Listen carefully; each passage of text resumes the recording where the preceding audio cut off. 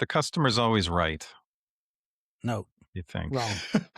So Okay, wrong. Yeah. Customer is not always right. In fact, a lot of times they're wrong. And in fact, sometimes they're lying to you. And then sometimes they're just misled. Sometimes they just okay, heard what they wanted to hear. The customer is sure. not always right, but the customer is always still the customer. All right, what's going on, everybody? Welcome back to the Fitz and Franson Show. I'm Fitz. And I'm Franson. This is a show where we talk about leadership, business, growth, and what it actually takes to build something that lasts. Without the sugarcoating it and the fluff. Today, we have a guest who embodies that ethos. A man who has built not one, but two successful businesses in the competitive home services industry. So please welcome the owner of Keas Concrete Coatings and Gutter Helmet of Greater Denver, Jimmie Keas. Yeah, Jimmie, thanks for being here with us, man. We're excited to have you. Well, thank you. I appreciate it. Absolutely. So Jimmie, we've done a little bit of homework here, and we're prepared to pepper you with some questions. Hopefully, some hard ones. We're going to put you on the hot seat for a little bit here. Not too hot, promise, right? But your story is impressive, and I think one that hopefully our listeners will get a couple of nuggets out of. But for our listeners who are just meeting you, if you don't mind, kind of take us back here. I guess what sparked that or ignited that entrepreneurial journey for you? Yeah. So, I mean, I started my career corporate world. I'm not the typical entrepreneur. I'm not the guy that's going to go out there and take the risk that, I see a lot of people take that are entrepreneurs, true entrepreneurs who take that risk and go out and they start something. I was a corporate guy and I spent my career in the corporate world, a whole bunch of years doing stuff. I worked 17 years with Kroger, 13 years at Iron Mountain. Had the opportunity to progress through the corporate world and develop a lot of good habits, maybe some bad habits as well. Created kind of that base of who I am corporately. And then after, a couple of the more recent years towards the end of that corporate career, I started to realize that I had less control of the destiny of the organizations that I was in. I had less control than what I really wanted. And where I felt like I could influence and create something, there were, the restrictions and the bureaucratic stuff that you have to deal with in those corporate environments. And I finally said, I told my wife, I said, to a point where I want to own my own company. Well, that scared everyone to death because, a steady payroll and a steady salary and all those things, and not a slouch of a salary either. I mean, I was paid well. I had some good, stuff that lots of years of great, financial stability where we didn't have to worry about a lot. And then here I'm thinking, well, I'm just going to go and throw all of that security and stability off to the side because I want to own something. Then we said, okay, so what are we going to do? Start a company? I don't know. And so I looked at it, and the more I looked at it, the more I was like, I don't know how to start a company. I don't know what I'm doing. So I didn't start a company. I bought one. I bought Gutter Helmet, which is an established company. It had been around for 17 years, and it was a dealer model. Now, here's where I'm going to tell you, this fit my corporate structure pretty well because a dealer model is a very recognizable name and brand and a lot of things that are already there. So, and you got, a corporate kind of environment background, but yet I'm running my own thing. I can do my own thing. I'm responsible for my own marketing. I'm responsible for all my own, everything. It's not a franchise. It's a dealer. That's very different. And I really liked that model. So when I bought Gutter Helmet, I was looking at, the opportunities as to, what kind of a company I would want to buy. And I never saw myself as doing gutters. Gutter helmet. I mean, what is that? I mean, when the broker presented this company to me and showed me the price tag, I was like, this is crazy. How does a company like this even exist? I just didn't even understand that. And so as I got deeper and deeper into it, I was like, this is actually fits very well with my background coming out of the service industry that I had in my corporate, jobs, taking care of employees, taking care of customers, taking care of the brand, making sure that I had something that, would live on. And so I felt really good about the purchase of Gutter Helmet. And then, kind of a crazy, weird story where I'm sitting in the driver's seat, my wife's driving, and we're on our way down to Colorado Springs. And she said, wouldn't it be cool if we could find another dealership model similar to Gutter Helmet that we could bolt on to the existing business? Mm-hmm. And next thing you know, I'm getting served an ad from Facebook. I had Facebook open as she's driving, Yep. and I got an ad from Facebook that says, "Hey, would you like to be a dealer in Denver?" And I thought, well, that's crazy. And I never form fill, but I did. I filled out that form, and I said, yeah, let me investigate it. And then again, I get the call, and I get a call from Randy, and he's like, and honestly, I had just signed an agreement to do awnings, and I was getting ready to do a bolt on of awnings. And here comes Randy. He's coming to town. And next thing you know, I fell in love with Randy, and family fell in love with Randy. We just like, man, this guy's a stand-up guy, and it's a dealer model. It's a protected model. It has all of the things that I look for. And one of the first things I said to Randy was like, what's the quality of the product? Because again, if I'm going to put a business that I'm going to bolt on, I want it to be a high quality product. And I even said, I don't mind being the most expensive. I just have to be the best. I don't want service calls. I don't want to have to go back and fix stuff that didn't work out well. So we ended up bolting Keas Concrete Coatings onto gutter helmet. That's very awesome. cool. And you're so when you had that moment, I guess, of clarity, or even maybe as a perceived lack thereof, your wife didn't check your forehead and see if there was a temperature or anything like that.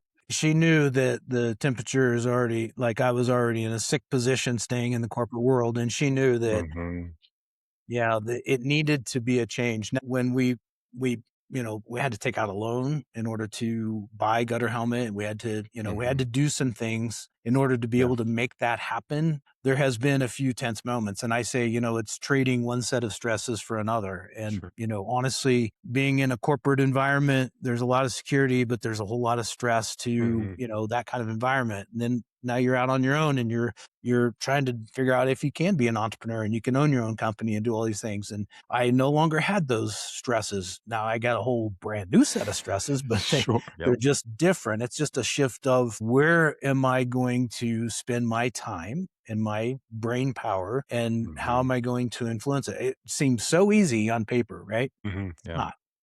No, not quite. Not quite, for sure. It's not.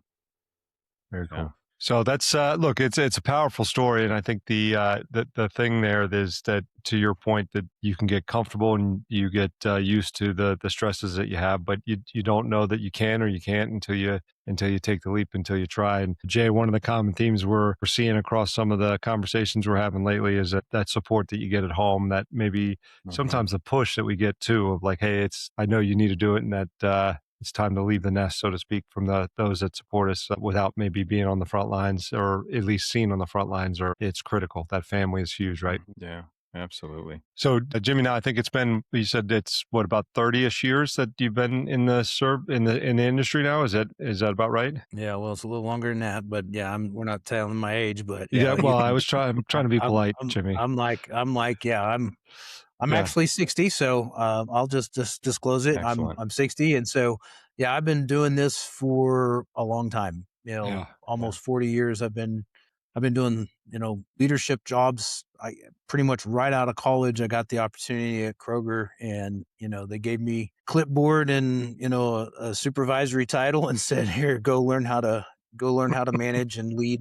And I'd made so many mistakes. Sure, but got to make them to learn and get better. Well, for 60, you're when I get there, which is not too far around the corner for me, I'm hoping I look as good as you do. And I appreciate it. I'm friends with Jimmie on Facebook, and I can tell you, I will not keep up with Jimmie in the weight room. That's for damn sure. That's right. So that's right. Well, a lot of experience there, Jimmie. What's the biggest lesson you've learned about people, right? You talk about management and managing people. That's, I think, the biggest element here. It would be real easy if everybody was robots and AI was taking over everything at this point, because you just type in a prompt and they go. But what's the biggest lesson you've learned about people in that amount of time? It's got to be you get what you present. And I try not to present, a bad attitude coming into the office and those kind of things in the morning. Some days you have a bad day and you just feel like, I just don't feel like I don't want anybody to talk to me. And what you realize is that what I do translates to how other people are going to behave from that point forward. So I try to put on, even if I'm in a bad mood, I try to put on a good face. The other thing I've learned is that,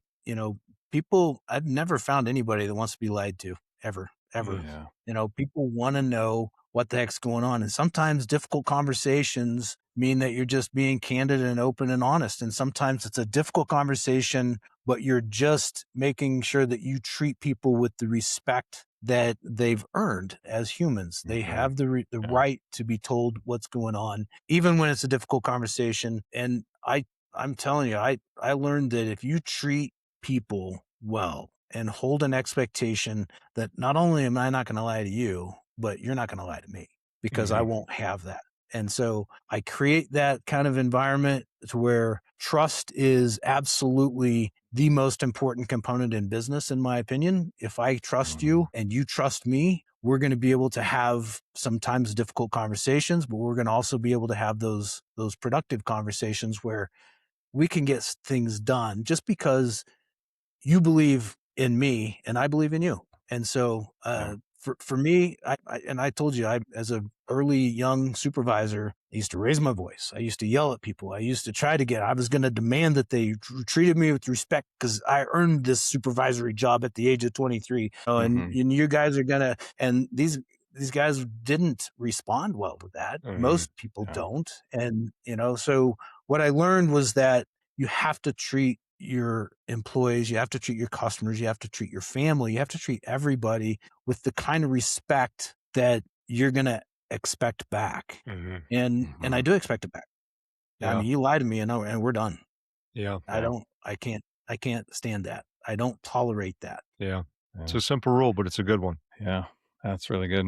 Yeah, it's one of my values too. And I've had people call me and say, "Hey, I need your opinion on marketing." And I don't even work with them. And they're like, "Because I know you'll tell me the truth." And Right. that's exactly what I want too, is I want somebody to tell me the truth when I ask them a question, and I'm gonna do the same back to them. So that's really good. Well, one of the things that you touched on earlier about when you take over your own business, you're really given control of your destiny. And one of the things you touched on, which near and dear to my heart, is marketing, right? And Yep. Jimmie, you're not afraid to be the face of your brand, which I think is really powerful, especially in this day and age. You've been on TV, people hear your voice on the radio. A lot of business owners shy away from this. Can you maybe speak a little bit to why you've chosen to lean in? I enjoy it. It's fun. I That's mean, a good I'll be answer. honest with you.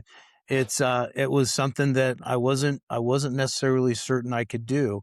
But I can tell you, as a young guy, I was okay up on stage. They would put me on stage and I could present to 400 or 500 people, and I kind of enjoyed it. I got a kick out of it. And then when I bought Gutter Helmet, the model was really to do these live TV shows. And I was like, well, I go on stage, I can do this. And then, I get up on, and there's a camera there, and I'm like, okay, where do I look? I don't know what to do. And this like, well, just, and then all of a sudden you see the monitor and I'm like, oh crap, I see myself. Nah, I don't want to see that, And so you learn, though, over a period of time, that's, kind of the way that it is. For me, having people hear my voice and see that, I'm a real human being. We're a locally family-owned business. We're right here in the same community. I live right here in Denver, where you guys are wanting to buy products and services. And so I'm just right here. I want to present that. But I do get a little bit of a kick out of being able to do those things. And so that's part of it. I mean, you did say, about putting my name on the company. I do have an additional story to tell with that, if it's okay, Jay. Please. Yeah, absolutely. So the parent company is actually called Preferred Concrete Coatings. That was the company that I started when I started and signed my original agreement with Pentec to start this company. It was Preferred Concrete Coatings, and it was a spinoff of my other company, which is Preferred Install. As you probably recognize with my email address, it's Preferred Preferred Install. Gutter Helmet resides under that, and so Preferred Concrete Coatings was just going to be the entity. And I got a call from John Zimmerman, and he's like, "Why don't you use your last name?" And I'm like, Yeah. well, I don't know about, and he goes, Keas Concrete Coatings. Come on, just say it. It just rolls. And he goes, and think about Keas. I mean, think about how many things you can do with the name Keas. And, I know it's a play on the spelling, but it's Keas. It's not Keys. Well, it's crazy. One of the first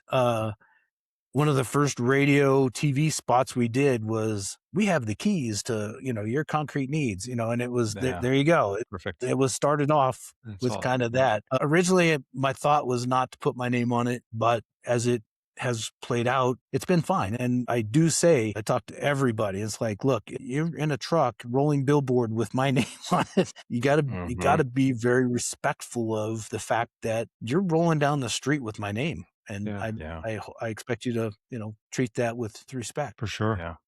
It's really good. Look, I love it. Jay and I were talking about this yesterday, preparing to have you on. Um, I think that the whole idea of it builds trust and it builds community. Like you alluded to that, like we're your neighbor, we're right down the street. I might see you in the grocery store, which is a big deal. I don't want to mess this up because I might have to pass you when I'm picking out, eggs off the shelf up there, which is a big deal. If Jay mentioned it, because we do have conversations with some of our clients about you should do more of it because of the opportunity it can present. But I'm going to play like devil's advocate a little bit here, Jimmy, and see if you can give me your opinion on this. What would you say to those people that might push back on it and say that it might be maybe a little bit risky? Like if you wanted to sell the business at some point one day, and now all of a sudden I've done a good job of becoming the brand of the business, like my face, my voice, my name. What's your take on that perspective? Well, yeah, there's definitely some risk with it. And again, the fact that Preferred Concrete Coatings still owns somebody could, but as we've gotten deeper and deeper into it, the brand really is Keas Concrete Coatings. I mean, it is no doubt. And if somebody were to say they wanted to buy it, there would definitely be something that, they're not going to buy Preferred Concrete Coatings. They're going to want the name because the brand is being built around the name. So yeah, there might be a bit of pause and hesitation. And for me, if I were to try to think about selling it. But here's the reality and here's the beauty. I got a son who's young. He's coming up and he carries the same last name and he has a fantastic personality and he can do everything that I can do. He has that capacity and he has that desire in order to carry it on. So if I want to sell it, I might try to figure out how, because as somebody else comes in and does their thing with my name, that is a little bit concerning or scary, was one of the real reasons why I thought Preferred Concrete Coatings. It just makes sense. Yeah. But I am okay with the fact that my son is going to be around for a while and he's going to carry it. And I just don't see it as, I'm not backing off at this point. These Concrete Coatings, the name is there. It's out there. And people, here's another, there's just really funny kind of story. We had a couple of the installers, they went to a kind of a local training on polishing concrete. And it was sponsored and there were other competitors, concrete coating people there. And, they were like, well, where are you from? Where are you from? Where are you from? And then when our guys said Keas Concrete Coatings, they went, oh, you guys are everywhere, and it's like, That's awesome. That's the goal, right? So we've got that kind of reputation of being in a lot of places. I'm a firm believer. You got to be in a lot of places with marketing. And, I don't know, Jay, this maybe is a segue to something different, but we had somebody wanted us to bid a shower. And that's a little off, not normal. So I didn't send the sales rep. I decided I'm going to take that lead myself. And my wife tells me that this came from one of the print ads. It was from Gadabo magazine. Okay. All right. So I know exactly what it is. And I walk in and Gadabo magazine is in his hands. And I'm like, okay, so this ad came from Gadabo. And then he says, my gosh, I heard you on the Mandy Connell show and she loves you. And I'm like, oh, okay, but you called me off that number because I know it's a tracking number. I know that that's where you called me. And he's like, well, this? Yeah, I don't. And he kind of dismissed it as that was just where he found the phone number. That wasn't really what convinced him to call. He heard me on the Mandy Connell show. Mandy Connell said, this is a reputable company. These people are awesome people. The whole family's cool. And he's buying because of that marketing piece. But yet he's probably driving and radio's playing. People don't pick up their phone. Hopefully they don't pick up their phone and start dialing. But there's brand recognition that goes through people's brains. And then they saw me on the print, they saw me on TV, they see and then all of a sudden they hear the radio commercial and they're like, hey, I gotta call these guys. And the next thing you know, they forget about it. They're carrying the groceries in from out, whatever, and they don't think about it. And all of a sudden there shows up the magazine. Boom. On them right now because I saw it. They didn't call me off the magazine. They called me off Mandy Connell show. Yeah. So there's a lot of connections between this piece of marketing and that piece. I was really anti-radio for a long time because of what I just said. People aren't going to call me if they hear the radio. Different people learn different things. I mean, there's tactile learners, there's visual learners, there's the people that just hear about it. I mean, crazy enough, really intelligent people who hear something and can translate that into a visualization of something, right? They turn that into something that they visualize. That to me is pretty powerful. And so doing radio just became something where it was like, I didn't think that was going to work, but I think it works. Yeah. Mm-hmm. Yeah, that's really good. And back up a little bit to just kind of touch on what you talked about with the name. I think one of the things that's really neat about what you said is you're not trying to build a sellable asset. You're trying to build a legacy. You're trying to build something that stays with your name. And I think that's really great. So, and again, marketing, you're absolutely right. Be as many places as you can all the time. And I've said it a bunch of times. Most people need like 8 to 12 touch points with your brand before they become a customer. So hear you on the radio every day on their way to work. And then the mailer shows up and they're like, oh, I've heard this name Boom. 100 times at this point. That's Very really cool. good. So Jimmy, you got two businesses now, right? So running one successful business, that's a challenge to say the least in and of itself. But you're running two. Keas Concrete Coatings, three. Okay, and you got one hiding there that we don't know about. We started another. Yeah, we started another one recently. Okay, so you're a glutton for punishment. Yeah.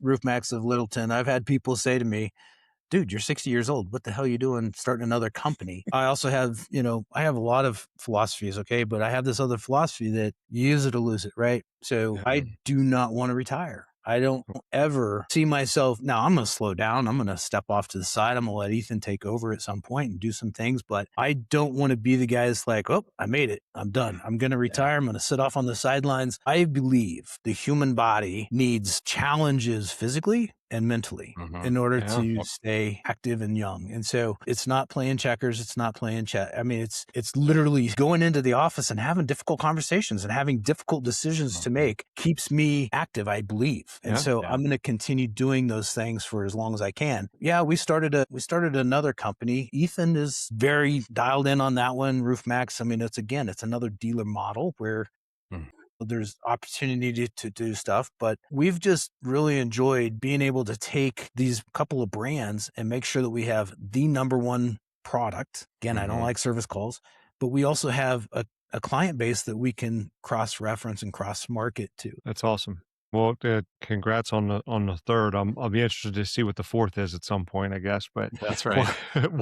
Next year. There you go. With you mentioned that the dealer network and quality of brand between the companies that you have now. What besides those things, is there anything that you see that is a synergy as far as running the day to day of those businesses that you can pull from each? And then are there any maybe unique challenges from each one of those that you get a chance to learn from in each category? Yeah, you're always going to learn something about each category. I mean, I never dreamed there would be a connection between gutter helmet and concrete coatings. I thought, well, those are way different things. And what's crazy is I'm inside a garage and I'm testing the moisture and I'm like, what's going on here? Something is amiss. We're in Denver, Colorado. We don't really have this high moisture content. Something's going on. And I step outside of the garage and I walk around to the side of the house and I see clogged gutters and I see water overflowing onto, and I see all the telltale signs of what's going on that's creating some moisture issues in the garage. So understanding gutters and gutter helmet and how things work has really kind of helped me with being able to explain to a customer what's going on with their concrete coating or their concrete. It's funny because I never dreamed one would have an effect on the other, but they do. I mean, there's commonalities to, and what's so fun is you go in and you start talking to people and their eyes light up. They're like, yeah, that makes sense. I understand what you're talking about because that makes sense. A well-rounded opportunity of knowledge for a homeowner at that standpoint, which is a cool position to be in for them. And it's cool for me too, because it's kind of fun. And, one of my sales reps is a gentleman who worked for me when I was president of Split Rail Fence. And after I exited, he followed me. He came over to sell gutters and then started selling gutter helmet. And then now he's like 95% a concrete coatings sales rep. He can still sell gutters. He can still sell helmet, but he's 95% on concrete coatings. But he gets the same things that I've seen, the same things that, you see with the clogged gutters and those things. He understands all that. Another thing that we started noticing was that we'd get into a garage in Denver, especially when they they've done a basement and they over excavate in that garage area a way to form the walls, right? And then when they go and they put the dirt back, they don't fill it well. So what happens is that one corner, and you almost always, it's right over there by the door into the house, but it's where there's basement below. That dirt settles, and so the concrete drops. And there's this telltale sign. You walk into a garage and you see that blue or red chalk line, and that's where the concrete used to be, right? That concrete used to be sitting there, and that black felt that looks like it's raising up out of it's not raising. The concrete fell and left the felt behind. But you can see what's going on. And when you explain this to somebody in a way that they then understand, they're like, I'm buying with this individual. They know what the heck they're talking about. And so having different products helps me with making sure that I'm explaining to the customers the best solutions for them. Again, I'm probably going to jump here, Jay, but like I used to have when I was at Roto-Rooter, and I was a GM for them, and we had plumbers who were also sales guys, right? Plumbers are not typically known to be sales guys, right? But that's what they were. They were sales guys and they were plumbers. So a construction plumber is very different than a service plumber too, by the way. I learned that the hard way. But a service plumber, first thing is they got to be dressed well. They got to get inside the house. But then they also have to have the skill set to make a connection with the homeowner. When, a construction plumber is not going to need to do any of those things. They're there to do tinker toys. They're following maps and construction diagrams and so forth. So service plumber is very different. And I used to tell them, you guys, you got to sell. And it would be really difficult for them to learn and understand what it is they're selling. And I realized at one point, I got to change my spiel. I can't be telling these guys to go sell. And what I started doing is I told them, I said, wait, back up. Who's the smartest plumber in the room? You. You're smarter than they called you out because they don't want to deal with or don't know how to deal with the problem they're having. You're the smartest plumber in the room. How about you stop trying to sell? Just start educating. Just start educating. Teach the customer what it is that they need to know. And when you now demonstrate that you know what the heck you're talking about, now they're going to decide to spend the money with you, right? So what you're doing is, you hear that saying, right? People hate to be sold. And then you have somebody else say, oh, people love to be sold. Well, the same is true. It's just people hate to be sold something that they don't want and or need, right? They hate that. But when they want to and or need it, they love for somebody who knows what the heck they're talking about to help educate them. They love to be sold the right way. They don't want to be sold something they don't need and or want. So stop trying to sell and act panicked. Just start educating. They're going to spend their money with you. That's selling the right way. My opinion. Jay, Really good. Jay, we got a lot more left, but I feel like we should just end there. That was a... Yeah, you would want to end on the sales. Just saying. I'm just saying. Yeah. No, that's really good. Something for our listeners to ponder. One of the things that I like about this, Jimmie, because I talk to a lot of people across the country, and some of them just started in concrete coatings and then they're exploring adding another product or service. Others started like you with Gutter Helmet. They maybe started with a painting business and wanted to do an add-on. And I loved what you just talked about is you can build this cohesive business where both of them support each other. I do have a question for you though. When you are running two different things, how do you manage or maintain quality customer service across the two companies? And are there some systems that you've maybe put in place to help this all work and run smoothly day after day? Yeah, it's having the right people in place. And honestly, it's trust. I have to trust these guys, but they have to trust me too. They also have to trust me enough to tell me the truth. So I'm going to give you another story here that had happened early on in concrete coatings.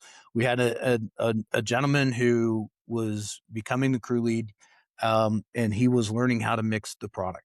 And so he had done a couple of times and he had been doing the mixing. We had a third individual on that crew who was just being brand new, and he showed an interest in learning how to mix. And he came up to this gentleman and he said, hey, show me how to mix. And he was like, oh yeah, it's really cool. And you come over here and you do, this is a 1-to-1 ratio. And this is I screwed up. I mixed this and it's already out on the floor, and he mixed it wrong. He could have not told anybody. And I probably wouldn't have found out for a few months or whatever. But the trust was there. He knew that all he had to do was come clean and just tell me. And he also knew that if he didn't, and I found out later, that was going to be a really bad conversation. He trusted me enough to come to me and tell me. You know what I did? I smiled real big. Yep. And I said, go grind it off. Yeah. Go grind And it you off. won't do Because that we again. called tech support. Tech support said, oh, you got too much catalyst versus, it's gonna get brittle over time and it's gonna break and it's not gonna do well. You got to take it off. Okay. So I smiled real big and I told him to go grind it off. And he goes, are you not mad? And I said, mad? I said, I'm kind of happy. You trusted me enough to tell me the truth and you told me the mistake you made. Now, I want you to put something in place so you don't do that again. But I'm going to ask that you trust me to know that as long as we're together on this, we're going to be able to get through anything. So I've tried to instill that with every single human I have. Now, humans are humans, right? They're all different. Not everybody's the same. Some people have, a little more reservation about coming clean on some of those things. However, I try to encourage. Now, I also have, we do sight unseen inspections. I show up on sites and I don't tell people I'm coming. I just don't. And they expect it. They know that that's going to happen. Ethan will go out and do an inspection and not tell anybody that he's coming. The other thing we do is if we ever get a service call, something that's going on, first thing I do is I go and I debrief with the guys to understand what they saw, what they recall happened with that particular situation. And so that helps to reinstill that, look, if a customer call comes in, Jimmie's going to get involved. He's going to get involved. He's going to find out what's going on. It would just be way easier to do it right the first time. That's the biggest thing is like, look, just do the best job you can and do it the right way. Do not have callbacks. And when you see that something is like, it'd be easier to take a shortcut, don't take the shortcuts. Don't take the shortcuts. They don't work. Shortcuts will come back to haunt us. They just comes back to bite us in the behind. I don't want shortcuts. I want you to do it the right way. And because of that, I treat people and I pay them well and I treat them good, but I also expect that I'm not going to have callbacks because you made a mistake. I do not. When people see me have probably the most anxious or to get the most, maybe a frowny face on is when I have a customer complaint. I do not like them. I don't like when a customer calls and says, this didn't go well. Then I'm all in it and Ethan's all in it. We're all in it. We're trying to figure out, okay, so what the hell happened here? And I think once you build that culture, you do have some amount of self-regulation. Now, I'm going to tell you, I'm at 3 crews right now. I'm on the border of I can't live on, not having an inventory system any longer. If I go to 5 crews, 6 crews, I'm going to have to automate with more structure in order to make sure that people don't cheat. I mean, if you think people aren't cheating, you're fooling yourselves. People will cheat, especially when you give them enough room to cheat. Now, I give them enough room to understand that, and everyone knows liar is a thief and thief is a liar, and I hate both. And I can't stand if you want to get on my bad side, you just steal from me or lie to me. So those things are bad. I don't want those. I put air tags on pretty much everything. I have them in all the vehicles. I mean, those $25,000 Lavinas each have an air tag. And at first I was trying to be sneaky and I tried hiding them. And then all of a sudden it's like, you know what? They're going to know, they're going to find out eventually. The guys don't even think about it anymore. And they know that I know where they are. They know where that machine is. They know where the truck is. I know right where everything is. I got it all on my phone.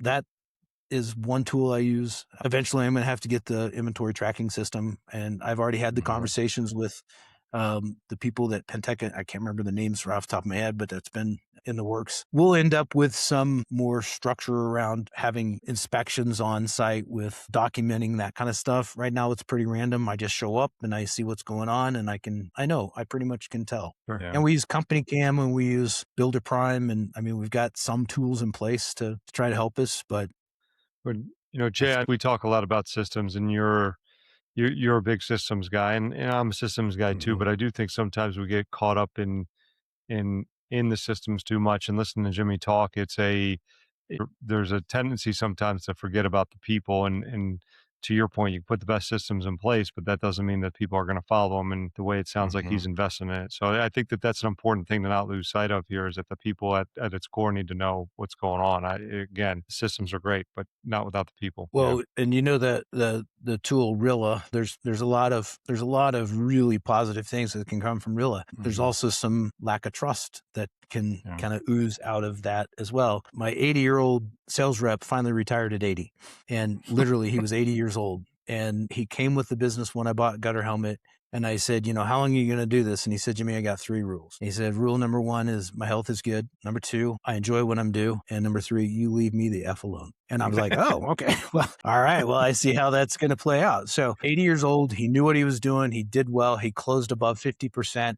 Why am I going to mess with that? I tried getting him to use an iPhone. He's like, I don't want one of those. He had some resistance to some of the changes, some of the technology. And so we didn't do that. Now, my young sales rep is now 70. And he's also one of those guys, he still has a book that it all works for him. And as long as his close rates are in a good space, I'm not going to mess with that. So I haven't found the need for really yet.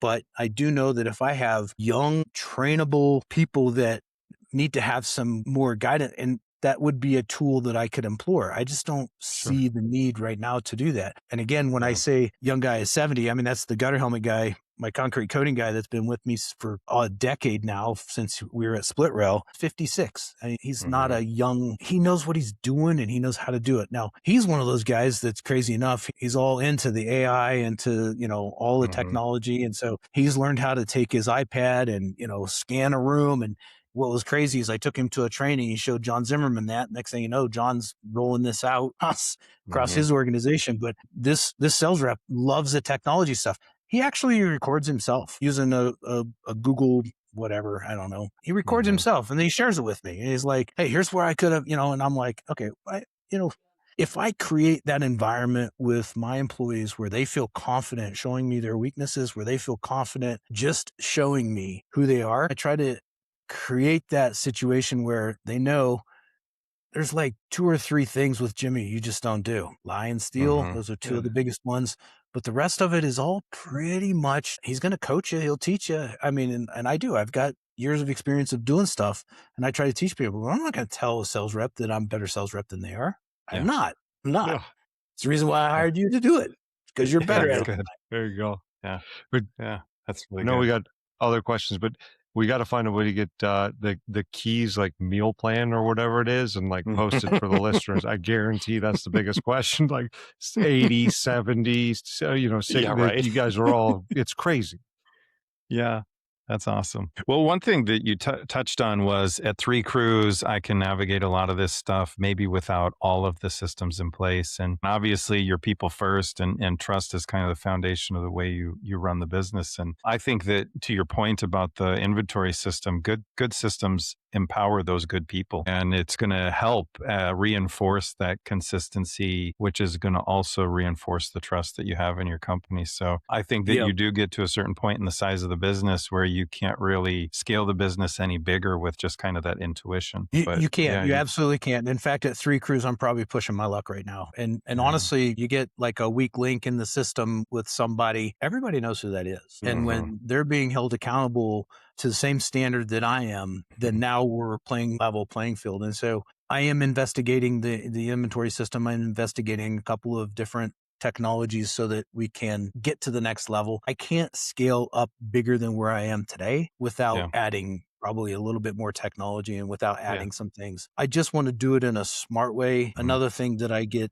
very frustrated by is annuity-based revenue. I love on the receiving end. I hate it on the outgoing side where there's another monthly bill that just keeps coming. And I'm also a big believer that, if I sign up for it, we better be using it. And that's another difficult thing when, you sign up for something and all of a sudden you realize it's not being utilized to the capacity it needs to be. Absolutely. All right, sir. Well, we got a segment we'll run through from time to time.